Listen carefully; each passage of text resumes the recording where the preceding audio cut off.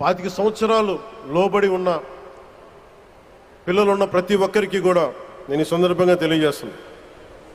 పిల్లల్ని సరైన దారిలో పెట్టడం, సరైన సంస్కారాలు నేర్పించడం చాలా చాలా అవసరం. ఈరోజు పొద్దున్నే ప్రధానమంత్రి గారి స్టేట్మెంట్ చూశాను. ఆయన తిట్టిన ఎన్ని దూషించారో వారిని కూడా పెద్ద మనసుతోటి క్షమించారు ఆయన. అలాంటి ప్రధానమంత్రి గారికి మీ పాదాలకు నేను నమస్కారం తెలియజేస్తున్నాను.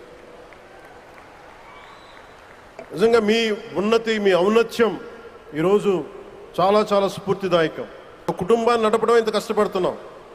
140 కోట్ల మంది ప్రజలు నడపడం ఎంత ఆషామాషి వ్యవహారం కాదు.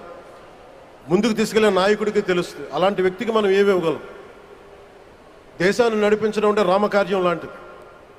హనుమంతుడు లంకకు లంఘించినప్పుడు అనేక అవాంతరాలు వచ్చినాయి, అనేక అడ్డంకులు వచ్చినాయి. రామకార్యం చాలా గొప్పది. అలాగే ఈరోజు ప్రధానమంత్రి గారు దేశాన్ని ముందుకు నడిపించేది బృహత్కార్యం.